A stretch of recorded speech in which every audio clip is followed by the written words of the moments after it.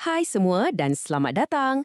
Anda pernah tak terfikir apa sebenarnya keajaiban di sebalik setiap aplikasi yang kita guna hari-hari?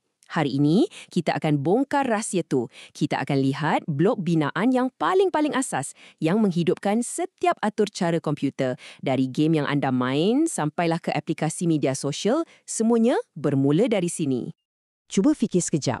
Masa anda main game, macam mana ia boleh ingat markah tertinggi anda? Atau, macam mana telefon anda boleh tahu nama anda setiap kali anda buka? Itulah soalan cepu mas yang kita nak jawab hari ini. Bagaimana sebuah program mengingati maklumat? Okey, ini dia perjalanan kita untuk hari ini. Mula-mula, kita akan tengok macam mana data diingati dalam kod. Lepas tu, kita akan bandingkan pemboleh ubah dengan pemalar. Seterusnya, kita akan kenali jenis-jenis data yang ada, fahamkan konsep skop dan akhir sekali, kita akan simpulkan kenapa semua ni sangat-sangat penting. Jom kita mulakan dengan yang pertama, mengingat data.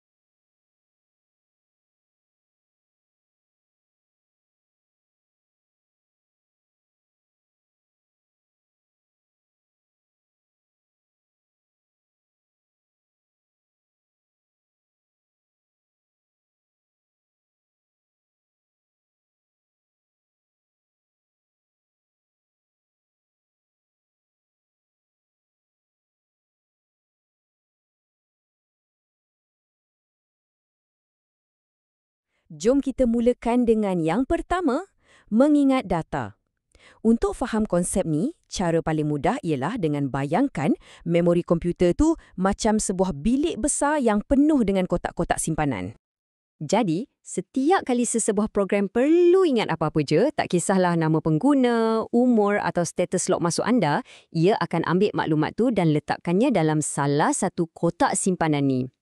Dan kotak ni bukan sekadar simpan tau, ia pegang maklumat tu elok-elok supaya program boleh panggil balik dan guna bila-bila masa diperlukan. Okey, tapi bukan semua kotak ni sama tau. Sebenarnya ada dua jenis yang utama dan bezanya simple je. Sama ada isi dalam kotak tu boleh diubah atau ia kekal sama sampai bila-bila. Inilah bezanya yang paling besar. Pemboleh ubah atau dalam English kita panggil variable, ia macam kotak yang boleh kita buka tutup. Isinya boleh kita tukar-tukar bila-bila masa. Manakala pemalar atau constant pula, bayangkan macam kotak yang dah siap-siap disil. Apa yang ada kat dalam tu, itulah dia. Tak boleh ubah dah. Okey, kalau ikut definisi, pemboleh ubah ni ialah ruang simpanan sementara yang nilainya boleh berubah. Contoh paling senang, markah anda dalam satu permainan. Ia mungkin bermula dengan kosong, lepas tu naik bila anda skor, tersilap langkah, ia turun balik. Kan? Sebab nilai tu asyik berubah, ia mesti disimpan dalam sebuah pemboleh ubah. Kalau pemalar pula, sebaliknya, ia pegang nilai yang tetap dan tak akan berubah. Contoh paling sempurna, tarikh lahir anda. Tak kisahlah apa jadi pun, tarikh tu tetap sama kan? Jadi, dalam kod, benda-benda macam ni kita simpan sebagai pemalar. Kenapa? Supaya kita tak tersilap ubah nilai tu tanpa sengaja. Baiklah, kita dah tahu ada kotak yang boleh diubah dan ada yang kekal. Sekarang, jom kita intai sikit apa sebenarnya yang boleh kita isi dalam kotak-kotak ni. Dan ini sangat penting sebab kita kena guna jenis kotak yang betul untuk jenis maklumat yang betul. Tak boleh main campur je. Yang pertama, kita ada integer atau ringkasnya int. Kotak ni khas untuk nombor bulat. Ingat, nombor bulat saja, tak ada titik perpuluhan. Sesuai sangat untuk data macam umur kita atau berapa orang pelajar dalam sesebuah kelas. Tapi, kalau nak simpan nombor yang ada titik perpuluhan pula, macam mana? Untuk tu kita guna float atau double. Kotak-kotak ni memang direka khas untuk nombor-nombor macam tu. Contohnya harga barang macam RM4.50 ataupun purata markah peperiksaan macam 85.5. Okey, nombor dah. Macam mana pula dengan teks? Kalau nak simpan satu huruf je, macam A atau Z, kita guna char. Tapi selalunya, kalau kita nak simpan perkataan, ayat atau perengan penuh, kita akan guna string.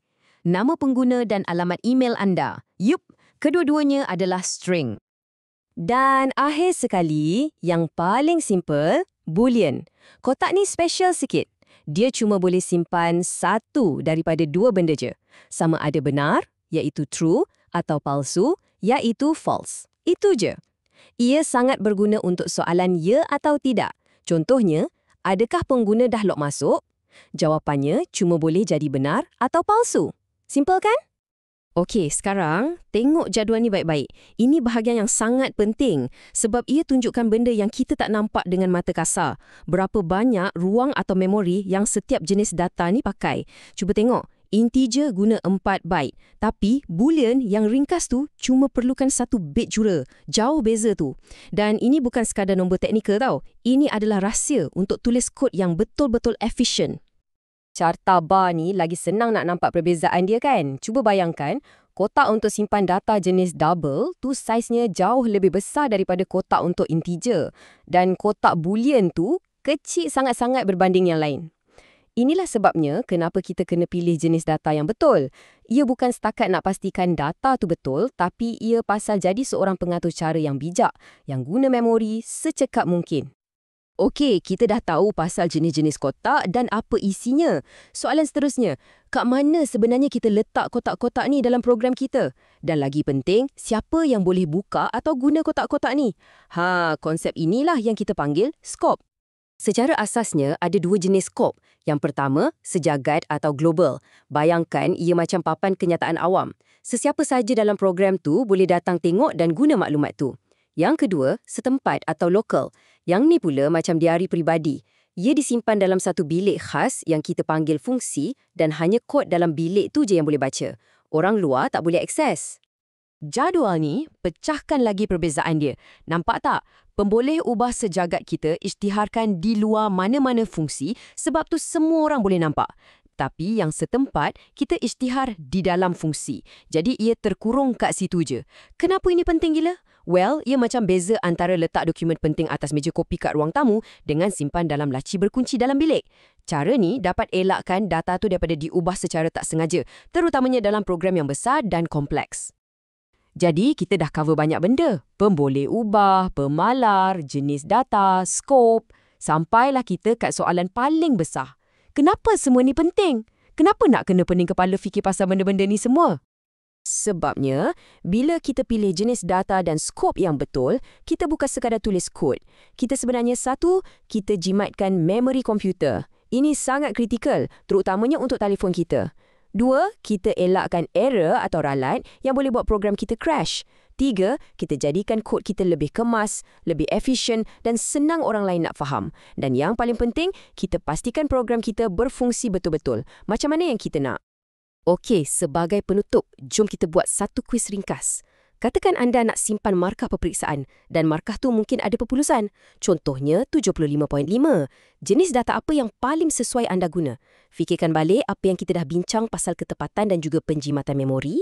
Bila anda dah boleh jawab soalan macam ni dengan yakin, itulah tandanya anda dah mula berfikir macam seorang pengatur cara yang sebenar.